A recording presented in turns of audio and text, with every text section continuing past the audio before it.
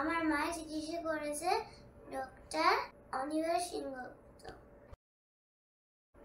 সেনগুপ্ত।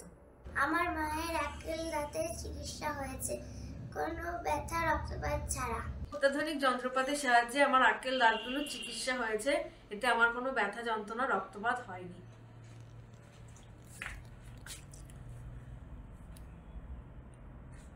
আমার মা ভালো আছে।